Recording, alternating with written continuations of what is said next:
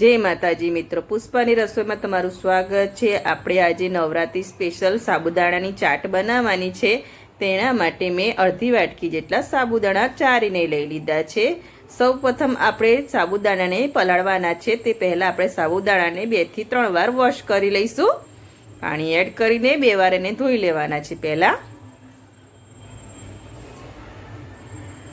તેથી સાબુદાણામાંથી રહેલો ડસ્ટનો ભાગ અને સ્ટાર્ચનો ભાગ બે નીકળી જાય। થોડા મસેડીને ધોઈ લઈશું। 2 વાર મસેડીને ધોઈ લીધા છે।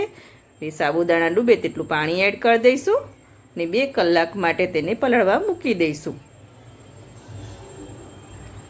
2 કલાક થઈ ગયા છે, ચેક કરી લઈશું। સાબુદાણા એકદમ પલળી ગયા છે, જો એકદમ કોરા થઈ ગયા છે। 2 કલાક માટે તમે મૂકશો એટલે સરસ પલળી જાય છે। તેને 2 વાટકીમાં લઈ લઈશું। 2 વાટકીમાં અડધા અડધા કરી લઈશું।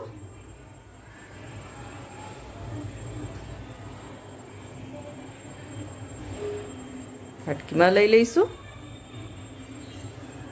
સાબુદાણાને આપણે સ્ટીમ કરવાના છે। પહેલાં એક નવી જ રીતે આપણે સાબુદાણાને સ્ટીમ કરીશું। આ રીતે તમે જો સ્ટીમ કરશો સાબુદાણા તો તમારો દાણો પણ આખો રહેશે અને સાબુદાણા ચીપચીપા પણ નહીં થાય બહુ। લઈ લીધા છે વાટકીમાં।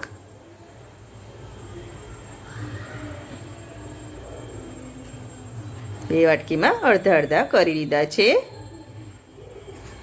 હવે તેને સ્ટીમ કરવા મૂકીશું। એક નોનસ્ટિક પેનમાં મેં 1 ગ્લાસ જેટલું પાણી એડ કરી લીધું છે। પાણીને થોડું આપણે ઉકાળી લઈશું, એકદમ ગરમ કરી લઈશું। એકદમ ગરમ કરી લીધું છે પાણી, જો ઉભરો આવી ગયો છે। હવે આપણે સાબુદાણા જે વાટકીમાં મૂક્યા છે તેને સ્ટીમ કરવા મૂકી દઈશું। આવી રીતે પાણીમાં વાટકી મૂકી દેવાની છે અને ઢાંકી દઈશું। 15 થી 20 મિનિટ માટે ઢાંકીને મૂકી રાખીશું। 15 થી 20 મિનિટ થઈ ગઈ છે, ચેક કરી લઈશું। આપણા સાબુદાણા સરસ સ્ટીમ થઈ ગયા છે, જો એકદમ દાણો છે અને એકદમ ટ્રાન્સપરન્ટ થઈ ગયા છે। વાટકીને આપણે બહાર લઈ લઈશું અને ઠંડી કરી લઈશું। પહેલાં ઠંડી કરી દીધા છે, હવે તેને આપણે એક પ્લેટમાં કાઢી લઈશું। આવી રીતે પ્લેટમાં કાઢી લેવાના છે। સાબુદાણાને આપણે પ્લેટમાં લઈ લઈશું।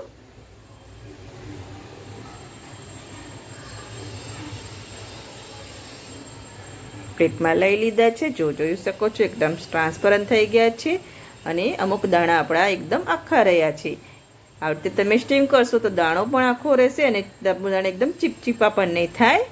હવે લાલ મરચું લઈ લઈશું, અડધી ચમચી જેટલું। આપણે ચાટ બનાવવાની શરૂઆત કરીશું। સંચર લઈ લઈશું, ચપટીક જેટલું સંચર લેવાનું છે અને સ્વાદ અનુસાર મીઠું લઈ લેવાનું છે।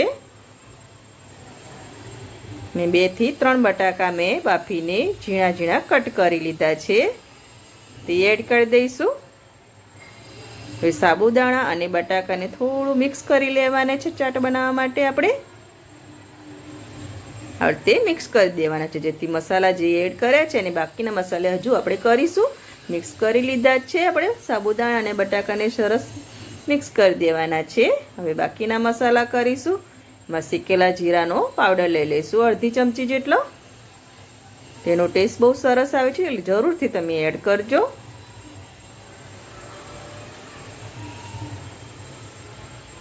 અને સિંગ લઈ લઈશું, તળી લીધેલી સિંગ લીધી છે મેં 2 થી 3 ચમચી જેટલો, તમારે ખાવી હોય ટેસ્ટ માટે તે પ્રમાણે લેવાની। 2 થી અઢી ચમચી જેટલી મેં સિંગ લીધી છે તળેલી। લીલા મરચાં લઈ લઈશું, મોરા મરચાં લીધા છે, બહુ તીખા નથી લેવાનામાં। લાલ મરચું એડ કર્યું છે તે પ્રમાણે આપણે લઈશું। અને ફરાળી ચેવડો લઈ લઈશું, તમે તીખો ફરાળી ચેવડો આવે છે તે પણ લઈ શકો છો અને સાદો ચેવડો આવે છે તે પણ લઈ શકો છો। અને કોથમીરના પાન લઈ લઈશું ગાર્નિશિંગ માટે। ખાવામાં બહુ ટેસ્ટી લાગે છે અને એકદમ ફટાફટ બની જાય છે સાબુદાણાની ચાટ। લીંબુનો રસ લઈ લઈશું, અડધા લીંબુનો રસ લઈ લેવાનો છે। જો તમારે મીઠાશ એડ કરવી હોય તો આ સ્ટેજ ઉપર થોડી તમે દળેલી ખાંડ એડ કરી શકો છો। એકદમ ફટાફટ ને ટેસ્ટી એવી સાબુદાણાની ચાટ બનીને રેડી છે। તમે એકવાર જરૂરથી બનાવજો ને ફટાફટ બની જાય છે।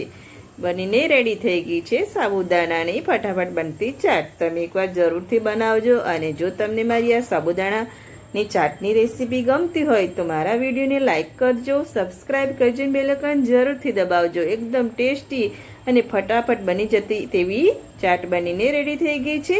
નવરાત્રી સ્પેશિયલ આપણે સાબુદાણાની ચાટ બનાવી છે. તમે એકવાર જરૂરથી ટ્રાય કરજો.